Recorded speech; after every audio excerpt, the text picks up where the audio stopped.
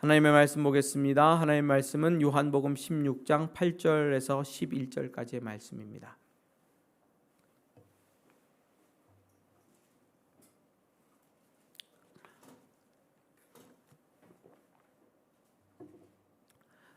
찬양팀과 또 설교자의 그 장소를 바꿨거든요. 그래서 설교자 배경이 좀 희게 돼서 앞에 자막이 잘 안 보이는 것 같은데요. 다음 주에는 이 부분을 좀 더 개선해서 잘 보일 수 있도록 하겠습니다. 16장 8절, 9절, 10절, 11절 말씀입니다. 제가 봉독해 드리겠습니다. 그가 와서 죄에 대하여 의에 대하여 심판에 대하여 세상을 책망하시리라. 죄에 대하여라 함은 그들이 나를 믿지 아니하며 의에 대하여라 함은 내가 아버지께로 가니 너희가 나를 보지 못하며 심판에 대하여라 함은 이 세상 임금이 심판을 받았음이라. 아멘. 네. 교회 소식은 주보를 참고해 주시면 좋겠습니다. 한 가지만 말씀을 드리면 바이블 타임 이제 바타 읽기 시상이 지난주에 있었고 2020년까지 우리 한 권사님께서 너무 수고를 많이 해주셨습니다. 그 수고 덕분에 바이블 타임 읽기가 계속 지속되어 올 수 있었고 저도 그 힘에 의지해서 이렇게 성경 읽기와 또 교회 중요한 우리 사역인 바이블 타임 사역을 계속할 수 있었는데요. 우리 한 권사님 너무 감사하다고 박수로 한번 격려하겠습니다. 그리고 교회 다른 어떤 임명이나 이런 건 변하지 않았지만 바이블 타임 이제 팀장을 우리 이경숙 집사님께서 맡으셔서 2021년 진행하시게 되었습니다. 열심히 또 잘 하실 줄 믿습니다. 우리 이경숙 집사님 위해서도 여러분 기도해 주시면 좋겠고요. 바이블 타임 집계는 2021년 집계는 2월 1일부터 해서 바이블 타임 집계가 시작된다 하는 것을 아시면 좋겠습니다. 감사합니다. 요한복음에서 예수님께서는 지금 16장에서 성령을 우리에게 보내주신다라고 말씀하십니다. 그런데 우리가 성령을 생각할 때 너무 은사적인 차원으로만 생각할 때가 많이 있거든요. 방언을 하게 하시고 예언을 하게 하시고 병을 고쳐주시고 어떤 미래의 일을 점치는 그런 것을 성령의 역사로 생각할 때가 많습니다. 그러나 성령 하나님은 어떤 분이죠? 예수 그리스도께서 보내신 예수의 영이시죠. 그리고 예수님의 것을 가지고 우리에게 알리시고 말씀하시는 분이세요. 결국 무슨 일이냐 하면 우리에게 오셔서 예수 그리스도의 일을 연속적으로 행해 나가시는 분이라는 겁니다. 그러니까 성령 하나님의 성령께서 임재하시면 단순히 방언을 말하고 예언을 말하는 정도에 그치는 것이 아니라 우리가 사는 곳이 예수님께서 머무시던 유대 갈릴리처럼 그때 2000년 전처럼 복음의 역사가 계속해서 이어지게 하는 일을 성령께서 하신다는 겁니다. 2000년 전에 유대 갈릴리 사마리아가 우리가 살고 있는 이 성남, 그렇죠? 분당, 광주, 용인 지역이 되는 거죠. 그보다 더 큰 역사를 성령께서 임하셔서 우리 가운데 이루신다 하는 겁니다. 그런데 우리가 질문해야 할 중요한 질문이 있습니다. 그리스도인들이 꼭 이 질문을 해야 하는데 이런 질문은 뭐냐면 성령께서 우리 가운데 오시면 그러면 우리를 어떤 길로 인도해 가시는가? 우리 안에서 예수 그리스도의 일을 계속해서 하시는데 구체적으로 어떤 방법으로 또 어떤 일을 통해서 예수 그리스도의 일을 이루어 가시는가? 이런 것을 좀 구체적으로 질문해 봐야 합니다. 그래야만 우리 가운데서 일어나는 성령의 역사를 분별할 수 있고 내가 성령께서 거하시는 그리스도인인지 아닌지 알 수 있습니다. 잘못하면 성령의 역사와 귀신의 역사가 헷갈릴 수도 있는 거죠. 성령 하나님을 분별하기 위해서는 그분께서 어떤 일을 우리 가운데서 행하시는지 구체적으로 볼 필요가 있습니다. 먼저 성령의 역사에 대해서 예수님께서 이렇게 말씀해 주십니다. 8절입니다. 그가 와서 죄에 대하여 의에 대하여 심판에 대하여 세상을 책망하시리라. 요한복음 오늘 본문 보시면 성령께서 오시면 책망하는 일을 하십니다. 죄에 대하여, 의에 대하여, 심판에 대하여 세상을 책망하는 일을 하십니다. 그런데 여기서 책망한다는 것은 단순히 꾸짖는다는 게 아닙니다. 막 세상을 꾸짖는 거예요. 너 이런 죄를 지었지, 저런 죄를 지었지, 막 꾸짖는 게 아니고요. 잘못을 단순히 지적하는 것이 아니고요. 또 이런 거 있지 않습니까? 예수님께서 나중에 마지막 날 재림하시면 양과 염소를 나누시잖아요. 오른편에는 양을, 그리고 왼편에는 염소. 그래서 한쪽은 영생에, 한쪽은 영벌에 심판하시지 않습니까? 그런데 그와 같은 심판을 하신다, 책망이 그런 뜻도 아닙니다. 그리고 죄가 무엇인지, 의가 무엇인지, 심판이 무엇인지 정의를 내려주시고 단순히 정보 차원에서 알려주신다라는 뜻도 아닙니다. 그럼 무슨 뜻이냐? D.A. 카슨이나 레슬리 류비긴의 요한복음 강해, 요한복음 주석을 보면 죄에 대해서, 의에 대해서, 심판에 대하여 성령께서 오셔서 인격적으로 깨달을 수 있게 해주시는 거예요.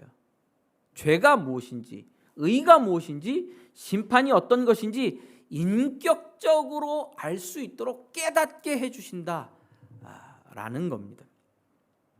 사도행전을 보면 성령 충만함 받은, 오순절에 성령이 임하고 베드로에게 성령이 임하고 베드로가 유대인들에게 설교를 하지 않습니까?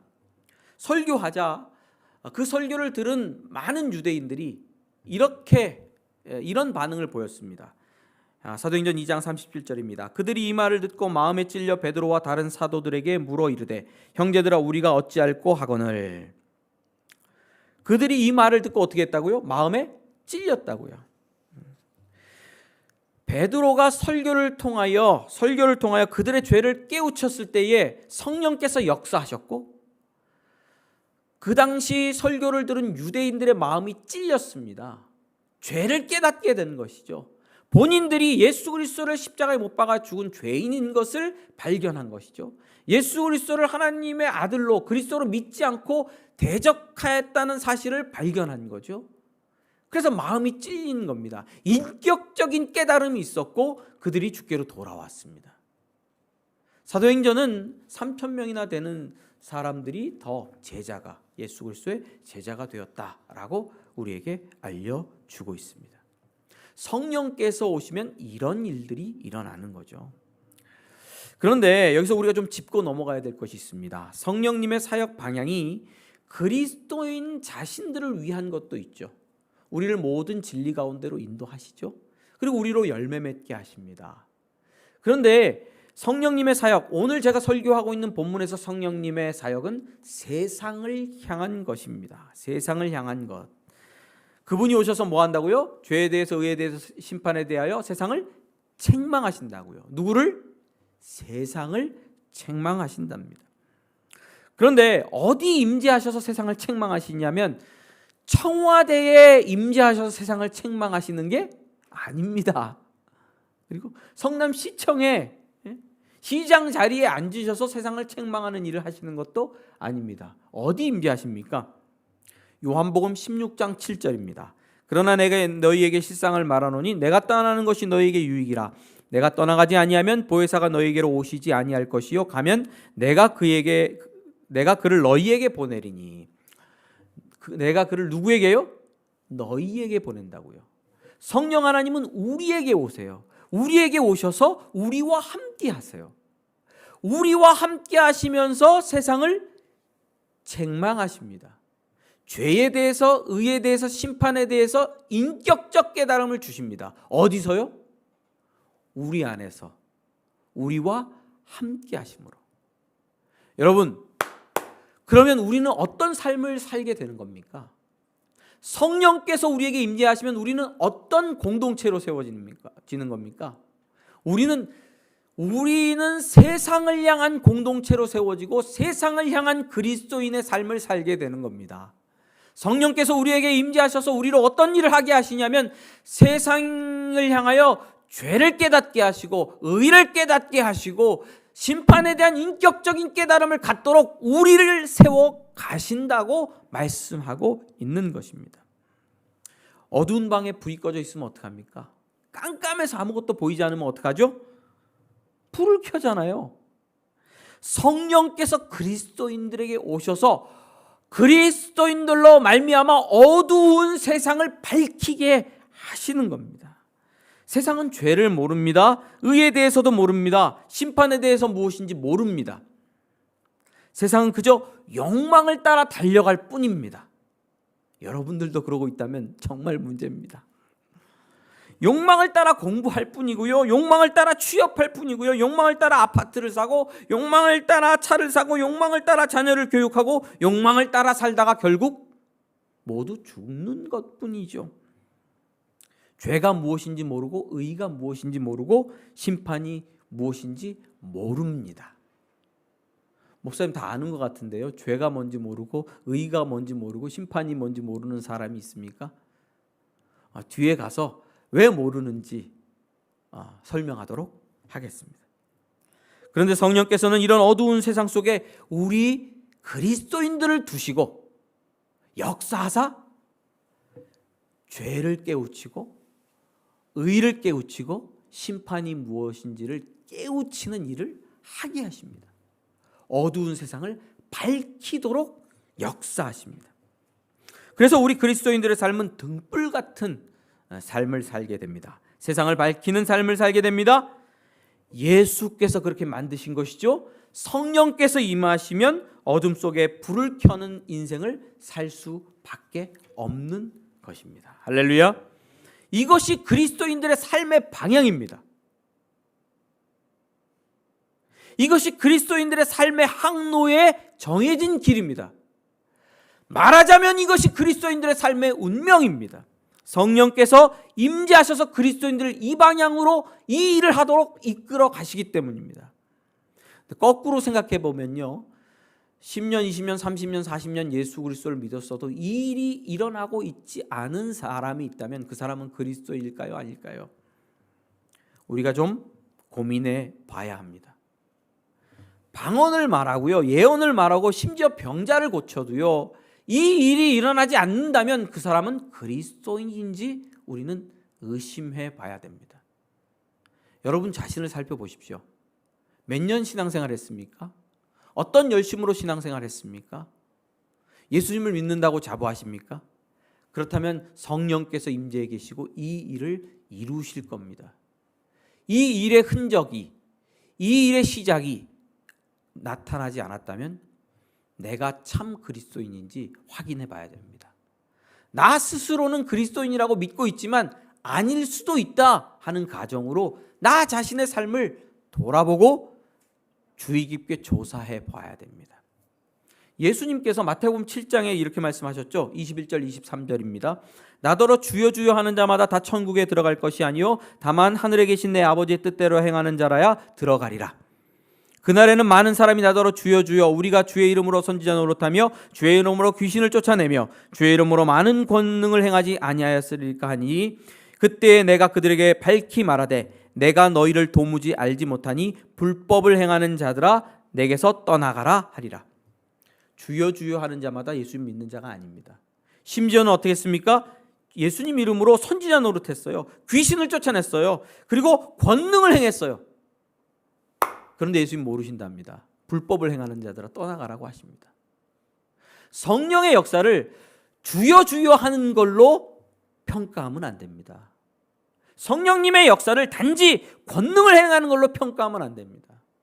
어떤 목사님의 손에서 권능이 나와서 병자가 일어난다고 그 목사님이 참 선지자요, 참 목자라고 평가해서는 안 된다는 말입니다. 성령 충만하면 만사형통, 성령 충만하면 부자 되고, 성령 충만하면 성공하고, 성령 충만하면 암병이 낫는다. 무조건 가르치는 설교는 주의해야 합니다.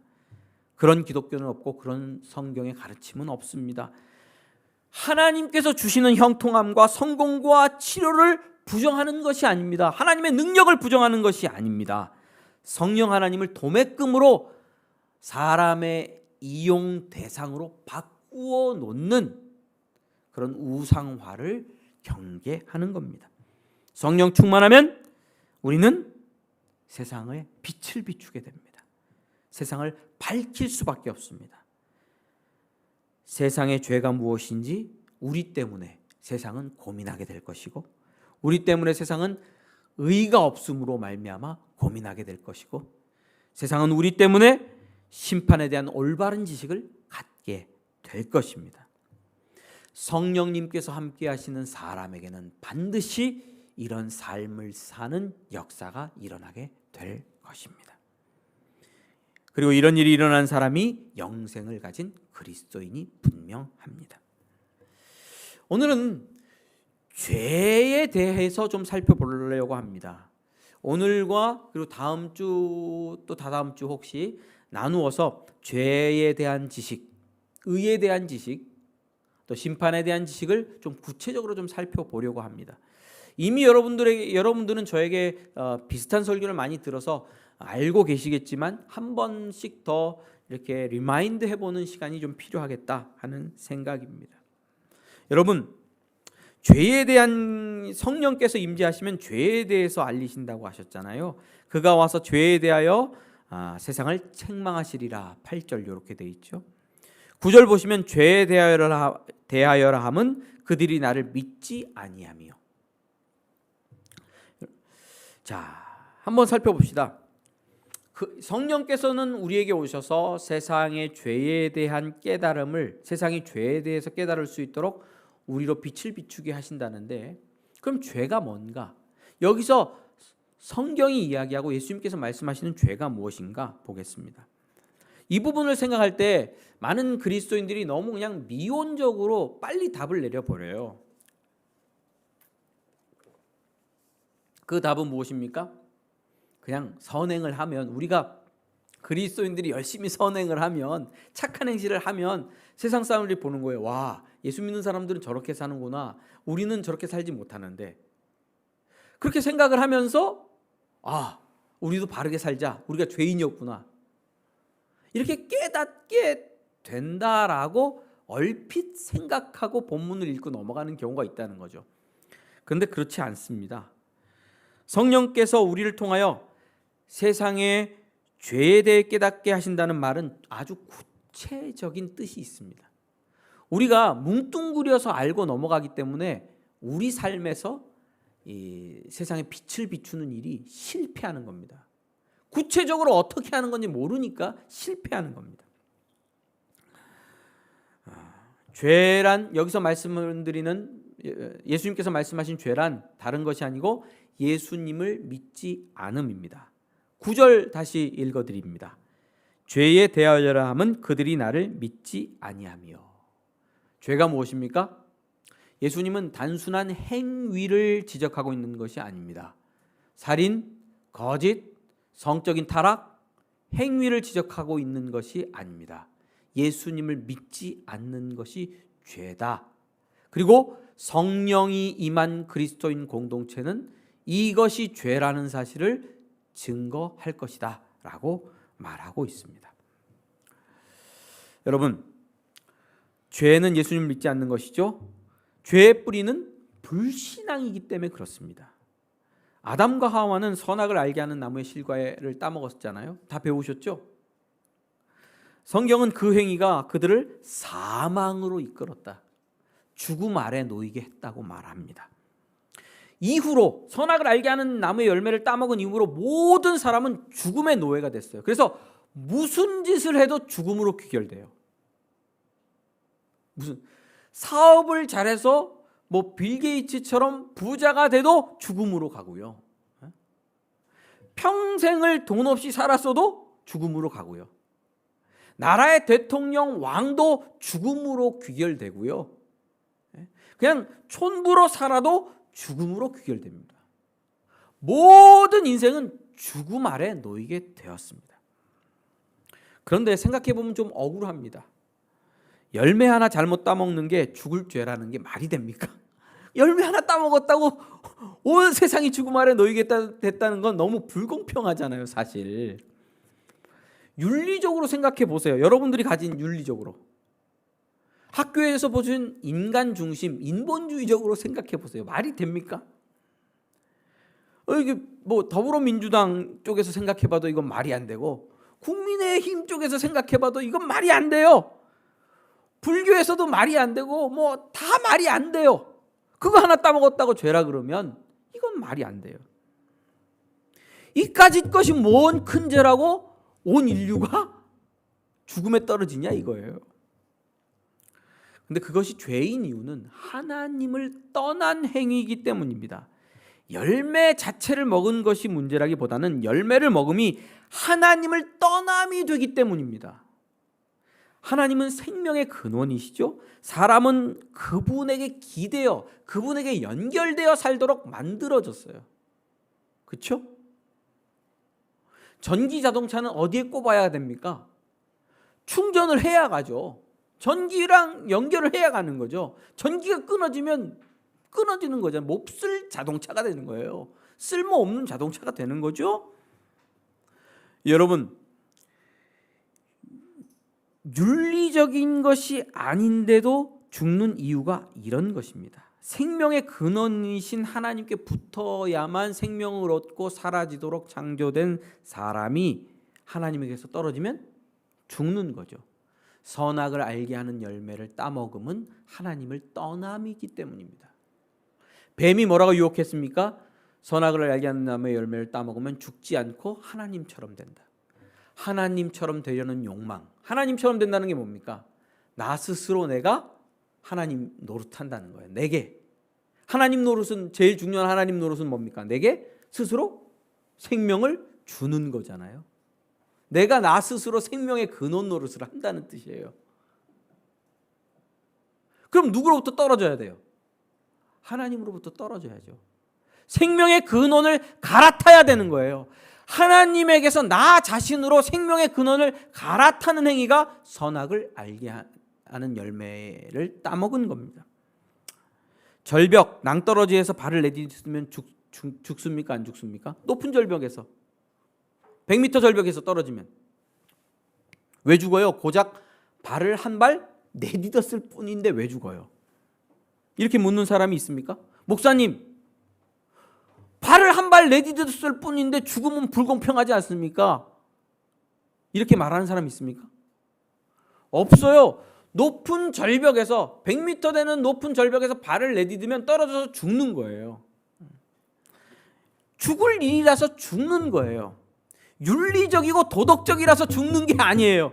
죽을 일이라서 죽는 거예요. 선악을 알게 하는 나무의 실과를 따먹은 행위는 낭떠러지에서 발을 내민 것과 같은 차원의 이야기예요. 한쪽은 생명의 근원인 하나님에게서 떨어져 나가는 것이고 한쪽은 절벽 끝에서 떨어져 나가는 일이에요. 성령께서는 그리스도인 교회 공동체에게 세상을 깨우치는 죄가 이것인데 이것을 전하라고 말씀하십니다. 이것을 드러내고 이것을 알리는 차원으로 교회와 그리스도인들을 인도해 가십니다. 이 불신앙 때문에 온 세상이 죄악 가운데 있다, 죽음 가운데 있다, 고통 가운데 있다고 말씀하시고 그것을 전하라고 우리를 부르신 겁니다. 그러면 성령 안에서 죄에 대해서 세상을 책망하는 이 사역을 우리는 어떻게 감당할 수 있을까요? 두 가지로 보면 됩니다. 첫 번째, 죄에 대해서 전하고 책망하려면 세상에 우리가 들어가야 됩니다. 세상과 함께 해야만 그들에게 죄가 무엇인지 알리고 깨닫게 할 수 있어요. 그렇죠? 두 번째는 우리는 예수님이 누구신지, 하나님이 누구신지를 가르쳐야 합니다. 그분이 생명의 근원이고 그분이 우리 인생의 근원이고 창조의 근원이신 것을 가르쳐야 됩니다. 그것을 선포해야 됩니다. 그래야 그들이 죄가 무엇인지 알 수 있어요. 자, 죄가 뭐라 그랬죠? 9절에서 죄에 대하여라 함은 그들이 나를 믿지 아니하며. 누구를 믿지 아니함? 예수님을 믿지 아니함이 죄라는 거예요. 근데 예수님이 누구신지 알려주지 않으면 뭐도 알 수 없죠? 죄도 알 수 없죠. 죄도 알 수 없죠. 생명이 어디 있는지 알려주지 않으면 본인들이 생명에서 떠나 있다는 것을 알 수가 없죠. 알 수가 없죠. 조선시대 사람들이 TV가 뭔지 알 수 있습니까? 없습니까?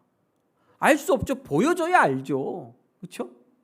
예수님을 우리가 드러내주고 창조자 하나님을 드러내서 알려주고 증언할 때에야 비로소 그들이 아하, 내가 죄악 가운데 있구나 알 수 있는 거예요. 예수님을 모르는 사람은 죄가 뭔지 죽었다 깨나도 모르는 거예요. 죄를 생각할 때 항상 이렇게 생각해요. 내가 간음했나? 내가 거짓말했나? 내가 살인했나? 내가 누구를 때렸나? 내가 몹쓸 짓을 했나? 늘 그 차원에서만 생각을 해요. 그 차원에서 아무리 생각하고 노력해도 인생은 개선되지 않습니다. 어디로 이끌려가요? 결국은 죽는다. 사망이 결론인 것이에요. 그렇기 때문에 예수님을 선포하고 가르치는 복음을 말해야 합니다. 우리의 말과 행실로. 이 두 가지 일. 첫 번째가 뭐라고요? 우리가 세상 속에 있어야 된다는 것과 두 번째로는 예수님과 복음에 대해서 말과 행실을 통해서 알려야 한다는 것인데요. 이 두 가지에 대해서 예수님께서는 어떻게 하셨나? 예수님 자신을 우리가 모범으로 살펴보면 좋겠습니다. 예수님께서는 동일한 방법으로 복음을 전하셨는데요. 요한복음 4장 사마리아 여인에 관한 이야기를 하면서 여러분들과 예수님의 복음 사역을 좀 살펴보겠습니다. 예수님께서는 사마리아 성을 지나갔습니다. 그리고 거기서 사마리아 여인을 만나셨죠. 우물가에서 여인과 대화하셨습니다. 근데 정황적으로 볼 때 유대인들은 사마리아 성으로 들어가지 않습니다. 왜냐하면 사마리아 성은 부정하다고 해서 지나가지 않고 돌아서 갑니다. 거기 들어가면 내가 어떻게 된다? 부정해진다고 믿기 때문이죠. 더군다나 사마리아 사람들과는 만나지 않고 같이 교제하지 않습니다. 같이 밥을 먹거나 대화하지 않습니다. 그러면 누가 부정해지죠? 내가 부정해진다고 믿기 때문입니다. 부정함에 대해서 이렇게 생각해 보겠습니다. 인도에서 5살 난 아이가 천민입니다. 천민의 계급에도 못 속하는 계급 있죠. 밑에 계급에. 그 5살짜리 아이가 마을 우물을 손을 짚었어요. 마을 우물에 손을 짚었는데 주변 어른들이 분노했어요. 천민도 못 되는 그룹의 아이가 마을 우물에 손을 짚어서 우물이 부정해졌다. 그래서 아이를 잡아다가 손을 잘랐습니다. 이게 부정함과 정함의 세상의 기준이에요. 유대인들은 사마리아 사람들과 교제하지 않았습니다. 뭐 하기 때문에? 부정하기 때문에. 제가 프랭클린 유니버시티라는 데서 공부를 할 때 같이 공부하는 친구들이 쭉 있었는데 그 아랍에서 온 소말리아 이런 데서 온 친구들이 있었습니다. 그 친구들과 같이 함께 먹으려고 야 너 피자 같이 먹을래? 내 피자 한 판 살게. 그래서 구입했는데 자기들은 안 먹겠대요. 왜? dangerous. 위험하대요. 거기 뭐 구웠죠? 피자 구울 때 페페로니 돼지고기 들어갔잖아요. 돼지고기 묻은 거 들어갔잖아요. 안 먹겠다는 거예요. 숨어서 먹는지는 모르겠어요. 안 먹더라고요. 부정해요. 먹지 않아요. 내가 더럽혀져요. 유대인들은 사마리아 여인, 사마리아 사람과 대화하지 않습니다. 예수님 일부러 찾아가셨습니다. 사마리아 성으로 찾아가셨습니다. 여인이 나올 그때를 기다리셨습니다. 우물가에서 만나 여인에게 말했습니다. 물 좀 달라. 물 좀 달라. 이 여인도 물 좀 달라 자기를 찾아온 예수가 이상해서 이렇게 말합니다. 사마리아 여자가 이르되 당신은 유대인으로서 어찌하여 사마리아 여인인 나에게 물을 달라 하나이까 하니 이는 유대인이 사마리아인과 상종하지 아니함이로라. 당신은 유대인으로 나한테 물 달라고 하느냐. 사마리아 여인 자신도 이상하게 생각한 거예요. 여러분, 예수님께서는 부정하다 생각되는 여인을 일부러 찾아가서 만나셨습니다. 그래야 복음이 증거되고 복음을 전할 수 있기 때문입니다. 예수님께서는 그 여인을 만나기 전부터 그 여인의 죄목을 다 아셨습니다. 그 여인은 우리가 이 사마리아 여인에 관한 기사를 읽어보면 예수님과 대화 후반부에 나오지 않습니까? 여인은 어떤 여자입니까? 여자가 대답하여 이르되 나는 남편이 없나이다. 예수께서 이르시되 내가 남편이 없다 하는 말이 옳도다. 너에게 남편 5이 있었고 지금 있는 자도 내 남편이 아니니 내 말이 참되도다. 제가 오늘 말을 빨리 하는 이유는 설교 원고가 좀 길어서입니다. 남편이 5이 있었고 지금 사는 남자는 남편이 아니다. 이 여자는 어떤 여자예요? 기구한 운명이라고 해야 되나요? 남편 5이 있었으니까. 한국식으로 팔자가 센 여자입니까? 팔자 사나운 여자? 부정한 사마리아 여인. 지금 사는 남자는 남편이 아니에요. 과거가 있고 현재도 불륜 가운데 있는 거죠. 그런데 예수님께서 찾아가셨어요. 일부러 만나셨어요. 왜? 죄에 대하여 알리셔야 하기 때문에. 본인을 드러내지 않고는 죄가 무엇인지 알릴 수 없기 때문에 본인을 보여주고 본인을 드러내러 가신 겁니다. 성령께서는 우리 그리스도인 공동체, 교회 공동체를 향하여 말씀하십니다. 죄인과 함께 하라. 예수님처럼. 그러나 교회 공동체는 늘 본인들과 교회를 선을 긋습니다. 저는 한국교회 부흥을 경험하는 그런 시대를 살았습니다. 여러분, 저희가 어렸을 때는요, 부흥사경회가 그렇게 많았어요. 초등학교 들어가기 전부터 부흥사경회에 다녔으니까. 연말 연시가 되면요, 연말 연시 1월 1일이 되잖아요. 1월 1일 어디로 올라가는지 아세요? 기도원 가요. 웬만한 집은 기도원 가요. 기도원 가서 3일 금식합니다. 누구까지? 애들까지 다 금식해요. 애들까지. 그런 부흥 시기에 살았어요. 중고등학교 때 제 친구들 중에 방언 못하는 친구들이 별로 없었어요. 형들이 기도회를 인도하고 기도하면 방언이 터졌어요. 이상한 시대에 살았어요. 그러다 보니까 한국교회가 부흥했을까요? 안 했을까요? 양쪽으로 부흥했죠. 돈이 생겼을까요? 안 생겼을까요? 돈 생겼죠. 그러니까 크고 멋지게 교회당을 지었어요. 아, 멋진 교회당 부럽습니다. 그렇죠? 경쟁하듯 큰 건물들, 화려한 교회 건물들이 세워졌죠. 그러나 없는 게 있었어요. 뭐죠? 죄인과 함께하는 마음이 없었어요. 죄인을 찾아가는 삶이 우리 한국 교회 부흥 시기에 한국 교회는 없었어요. 빠져 있었어요. 그리스도인들의 마음은 높아져 있었고 세상을 깔봤어요. 저런 죄인들, 우린 저들과 함께할 수 없다. 누가 교회 그 화장실에서 담배라도 한 번 피면 장로님들이 난리 납니다. 그냥 교회에서 누가 담배 핀 거야 막 소리 지르고 찾아다니고 잡아내. 아, 교회에서 담배 좀 피면 안 됩니까? 불신자가 들어와서 필 수 있지. 어떡하자고. 난리가 나는 거죠. 우리는 깨끗하고, 나는 술도 안 먹고 담배도 안 피니까 깨끗하고, 술 먹고 담배 피는 저들은 더럽고 부정하고. 갈랐잖아요. 우리는 교회 나와 예배하고 그러니 깨끗하고, 예배 안 하고 하나님을 모르는 저들은 부정하고 세속화되어 죽어가고 지옥에 간다. 이런 생각에 사로잡혀서 있었죠. 갈랐죠. 세상과 함께하지 않았습니다. 그럼 불행하게도 오늘날도 똑같습니다. 여러분 마음에 예수 믿지 않는 사람들에 대한 생각은 어떻습니까? 예수 믿는 내가 그래도 낫다 이렇게 생각하지 않나요? 세상을 얼마나 조롱합니까? 동성애자를 향한 여러분들의 생각은 어떻습니까? 동성애가 전 죄라고 생각합니다. 열심히 동성애에 대해서 책을 읽고 공부하고 있습니다.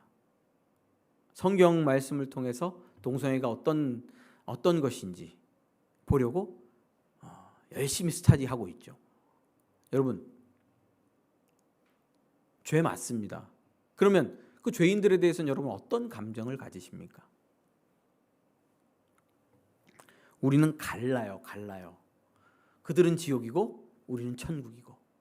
갈라낸단 말이죠. 함께 하지 않는다는 거죠. 함께하는 마음이 없어요. 이게 무슨 뜻입니까? 성령의 역사가 우리 안에 없다, 이런 뜻입니다. 죄에 대하여 책망하시는 성령의 역사가 우리 안에 없다, 불행한 것입니다. 그러나 예수님께서는 사마리아 여인을 찾아가셨습니다. 그녀의 죄목을 다 아셨죠. 그녀의 죄목이 한두 개였겠습니까? 그러나 만나러 찾아가셨습니다. 우리 그리스도인들, 교회 공동체는 성령 안에서 죄인과 함께해야 되겠습니다. 우리 그 사랑 한들교회 모든 성도들, 그리고 저부터도 죄인과 함께하는 삶의 자리로 한 걸음이라도 더 나가게 되기를 주님의 이름으로 축원합니다. 두 번째로, 예수님께서는 사마리아 여인을 만나서 그녀의 죄를 지적하고 그녀의 죄를 폭로하고 조롱하고 비난하고 비판하지 않으시고 생명의 근원이 무엇인지 자기 자신을 드러내시고 계시하는 사역을 하셨어요. 예수님이 누구시고 예수님께서 주시는 복이 무엇인지 알리는 복음 사역을 먼저 하셨다는 거예요. 처음에 가셔서 뭐라고 말씀하십니까? 물 좀 달라. 그리고 또 이 대화를 이어가십니다. 내가 만일 하나님의 선물과 내게 물 좀 달라 하는 이가 누구인 줄 알았더라면 내가 그에게 구하였을 것이요 그가 생수를 주었으리라. 예수님 뭐라고 말씀하시는 거예요? 내가 너한테 뭘 줄 수 있다? 생수를 줄 수 있다. 이 물을 마시는 자마다, 이 물은 뭐라면 거기 앞에 있는 우물을 말합니다. 야곱의 우물을 말합니다. 사마리아 여인이 물 들어온 그 우물을 말합니다. 이 우물물을 마시는 자마다 다시 목마르려니와 내가 주는 물을 마시는 자는 영원히 목마르지 아니하리니 내가 주는 물은 그 속에서 영생하도록 솟아나는 샘물이 되리라. 여인에게 생명이 무엇인지, 생명의 근원이 무엇인지 소개하고 계시고 그 생명으로 초대하고 계십니다. 말하자면 여기 잔에다가 쇠주가 아니고 생명수를 한 잔 따라 놓고 성배죠. 이 잔을 먹어라. 이 잔을 마시면 네가 영생을 얻을 것이다. 생명의 잔을 내밀고 계시는 거예요. 예수님은 회개하고 돌아와야 너 생명 얻는다라고 말씀하지 않으셨어요. 그녀가 남자 문제 청산하고 돌아와서 생수를 마신 것이 아니었어요. 죄인인 여자에게 남편이 5명이고 지금도 다른 남자와 살고 있는 부정한 사마리아 여인에게 생명에 대한 초대를 하고 계세요. 금덩어리 정도 주신 게 아니에요. 다이아몬드 정도 주신 것이 아니에요. 본인이 십자가에서 내어주어 십자가 사역으로 완성할 생명을 주신다고 약속하고 있는 겁니다. 어디서 예배할지 모르는 어둠 가운데 있는 여자에게 5명의 남성으로도 만족할 수 없었고 고통과 어둠 가운데 여전히 있었던 여인에게 예수님께서는 생명의 빛을 밝히신 거죠. 여러분, 성령께서는 우리 그리스도인들을 통하여 이런 일을 하기를 원하십니다. 다가가서 예수 그리스도를 말과 행실로 전하기를 원하십니다. 그러나 우리는 자꾸 정죄하는 방법으로 복음을 전할 수 있다고 착각해요. 정치인들만 막말하는 게 아닙니다. 여러분, 막말 싫어하죠? 막말 정치 혐오하시잖아요. 아, 진짜 미칠 것 같아요. 안 미칠 것 같으세요? 근데 그리스도인들의 막말은 진짜 도가 지나칩니다. 제가 아는 분들 중에, 아내분들 중에 남자분들이, 그런 비율이 높아요. 아내분들은 열심히 교회 생활하는데 남자분들이 이게